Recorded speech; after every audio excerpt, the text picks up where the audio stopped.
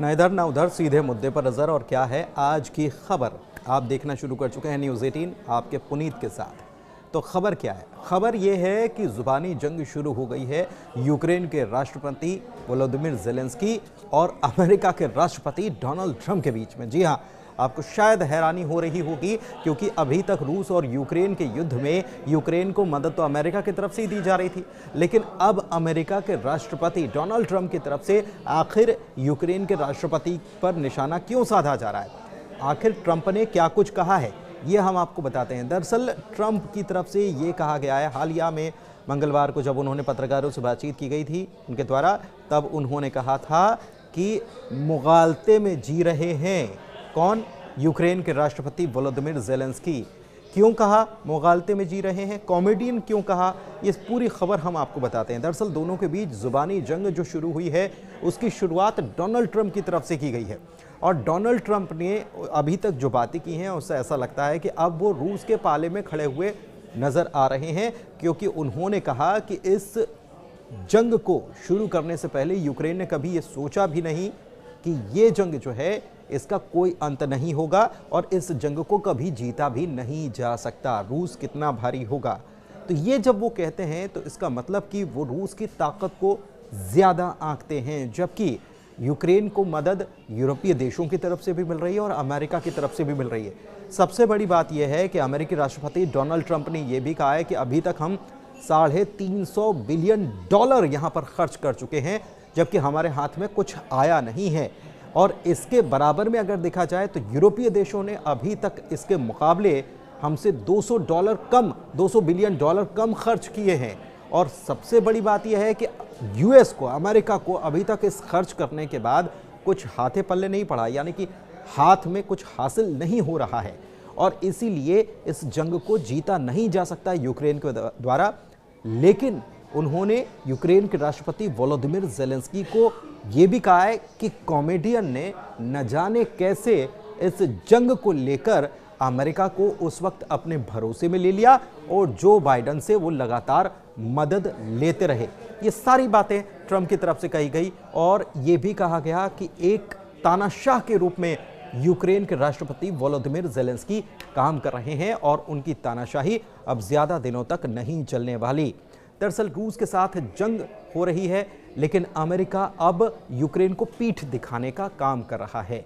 Social media पर Donald Trump ने ये सारे पोस्ट किए थे, और इसी के बाद ये कहा गया कि डोनाल्ड ट्रंप जो हैं वो दोनों, डोनाल्ड ट्रंप और ज़ेलेंस्की दोनों एक दूसरे के आमने सामने खड़े हो गए हैं।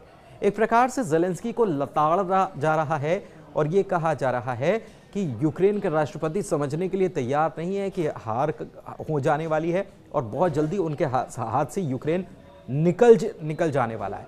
तानाशाह तो कहा गया, बल्कि एक मामूली कॉमेडियन भी डोनाल्ड ट्रंप की तरफ से ज़ेलेंस्की को बताया गया।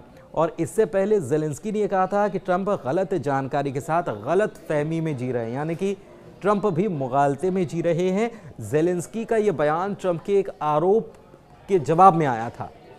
ट्रंप ने बुधवार को सोशल मीडिया पर एक पोस्ट की थी, और इस पर ज़ेलेंस्की को कॉमेडियन और बिना चुनाव वाला एक तानाशाह कह दिया था, और ये भी कहा था कि चुनाव चाहते ही नहीं है ज़ेलेंस्की। जबकि ज़ेलेंस्की ने कहा है कि चुनाव जो है वो तो होता रहेगा, लेकिन उससे पहले ज़रूरी है कि यूक्रेन का सुरक्षित रहना। हालांकि बात तो दोनों यूक्रेन की कर रहे हैं। ट्रंप ने भी कहा कि केवल और केवल अमेरिका ही ऐसा देश है और ट्रंप प्रशासन ही है जो इस जंग को रुकवाने का काम कर सकता है, और कोई काम ये नहीं कर सकता, क्योंकि इसके पहले तो अमेरिका की तरफ से भी मदद ली गई ज़ेलेंस्की के द्वारा, यूक्रेन के द्वारा। यूरोपियन देशों ने भी खूब काम किया, लेकिन नतीजा क्या निकला? हाथ में तो कुछ आया नहीं। और ये भी कहा कि मुफ्तखोरी अब और नहीं चल पाएगी। ट्रंप ने ये सारी बातें लिखी कि अगर मुफ्तखोरी, अभी ज़ेलेंस्की ये सोच रहे हैं कि मुफ्तखोरी चलती रहे, तो ये मुफ्तखोरी अब नहीं चलने वाली। और बहुत ख़राब ज़ेलेंस्की ने काम किया है, उनका देश तबाह हो गया है, लोग मारे गए हैं, और साथ ही साथ लोग जो हैं उनका समर्थन नहीं कर रहे हैं। अब ये भी कहा गया है कि लोग अब उनके साथ नहीं हैं, यानी कि ज़ेलेंस्की के लोग, उनके देश के लोग, यूक्रेन के लोग ही ज़ेलेंस्की को पसंद नहीं कर रहे। जबकि ज़ेलेंस्की ने इसके जवाब में कहा है कि 58% लोग जो हैं वो मेरे साथ खड़े हैं। मेरे लोग मेरे साथ खड़े हैं और आपको ही नहीं पता है कि क्या हालात है, जमीनी स्थिति क्या है। इधर यूरोपीय संघ जो है या यूरोपीय नेता जो हैं वो समर्थन किसका कर रहे हैं? ज़ेलेंस्की का कर रहे हैं। यूक्रेन के नेता के समर्थन में आकर खड़े हो गए हैं। जर्मनी की तरफ से भी आया, जर्मन चांसलर ओलाफ शोल्ज ने बयान दिया और लोकतांत्रिक वैधता को नकारना पूरी तरह से गलत और खतरनाक उन्होंने बताया। कहां की? यूक्रेन की। इधर स्वीडिश प्रधानमंत्री जो हैं उन्होंने भी ट्रंप की आलोचना कर डाली इसको लेकर। कनाडा के प्रधानमंत्री जस्टिन ट्रूडो ने भी ज़ेलेंस्की का समर्थन कर दिया और एक उन्होंने सोशल मीडिया साइट एक्स पर पोस्ट भी किया और पोस्ट करते हुए लिखा है कि कनाडा जो है वो हमेशा से यूक्रेन के समर्थन में खड़ा था और आगे भी खड़ा रहेगा। इधर अप्रूवल रेटिंग यानी कि समर्थन जो ज़ेलेंस्की को है उसके ऊपर सवाल उठा दिए गए थे। ट्रंप की तरफ से सवाल उठा दिए गए थे कि उनकी अप्रूवल रेटिंग नहीं है, जिस पर ज़ेलेंस्की ने बुधवार को जवाब भी दिया और कहा कि हाल के जो नतीजे आए थे 58% वोट उनको हासिल हुए और 58% यूक्रेनी लोग उन पर आज भी भरोसा करते हैं। अगर कोई मुझे सत्ता से हटाना चाहता है तो ये काम अभी नहीं करने वाला। यानी कि पुराने चुनाव के नतीजे जो हैं इसका उन्होंने हवाला दिया और कहा कि आगे चुनाव होगा तो शायद ये भी हो जाए, लेकिन अभी तो ये काम नहीं करेगा। अगर आप ये कह रहे हैं कि अप्रूवल रेटिंग मेरी कम है तो अप्रूवल रेटिंग कम नहीं है, उन्होंने ये भी साफ कर दिया। प्रेस कॉन्फ्रेंस भी की और ट्रंप की बातों का उन्होंने जवाब भी दिया और एक एक पॉइंट को उन्होंने उठाया। दरअसल एक बड़ी वजह क्या है, अभी जो हालात बने हैं, एक बड़ी वजह यह है कि यूक्रेन के पास बहुत बड़ा खनिज भंडार है, लेकिन ये खनिज भंडार किसके पाले में चला गया है? अभी चला गया है रूस के पाले में। रूस ने वहां पर कब्जा कर लिया है और उस कब्जे पर से यूक्रेन का ये कहना है कि ये तो हमारी जमीन है और ये हमको ही मिलकर रहना चाहिए। रूस को पता है, रूस ने जब युद्ध लड़ा तो उसको पता था कि यह खनिज का भंडार है, तो उसने उन्हीं क्षेत्रों पर सबसे पहले जो है वो कब्जा करना शुरू किया। और डोनाल्ड ट्रंप की तरफ से बीच में यह ऑफर तक कहा गया था कि आपको वो जमीन भूल जानी चाहिए जो चली गई रशिया के पास, आपको वो जमीन भूल जाना चाहिए, अब आगे बढ़ो, जितना है उतना ही रखो। ये पहले डोनाल्ड ट्रंप की तरफ से बयान आया था। फिर उन्होंने ये कहा था कि हमने इतना पैसा खर्च कर दिया, $350 बिलियन खर्च किया, हाथ में क्या आया हमारे? तो वहाँ का जो खनिज भंडार जो है उसके ऊपर उनकी नज़र थी और वो चाहते थे इसमें 50% हिस्सेदारी मिल जाए।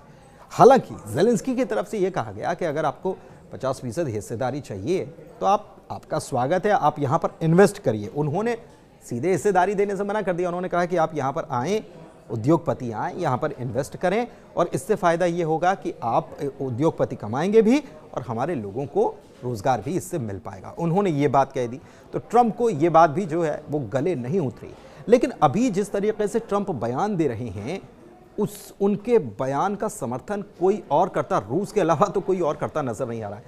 ट्रंप ये भी कह रहे हैं कि हम रूस से बातचीत कर रहे हैं और हम ही इसका सॉल्यूशन निकाल सकते हैं और हम बराबर रूस से बातचीत चल रहे हैं और वो सही दिशा में बातचीत जारी है। लेकिन यूक्रेन तो इसमें शामिल है नहीं और यूक्रेन इसी बात को लेकर सवाल उठा रहा है। इसमें एक नया पेच तब आता है जब नाटो का समर्थन हासिल करने के लिए यूक्रेन के राष्ट्रपति वोलोदिमिर ज़ेलेंस्की नाटो के देशों से तो बात करते ही हैं, लेकिन साथ ही साथ एक प्रमुख और ताकतवर देश टर्की भी चले जाते हैं, तुर्की चले जाते हैं और तुर्की में जाकर एर्दोगान से मुलाकात करते हैं।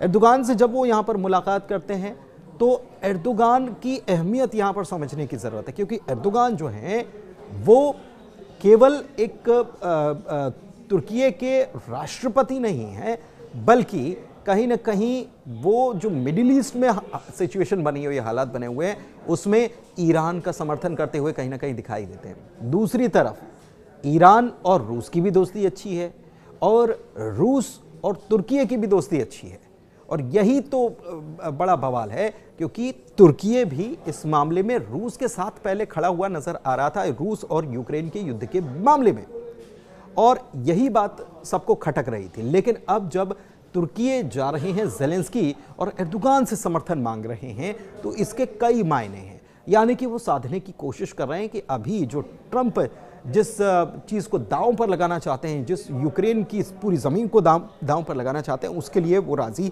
नहीं है।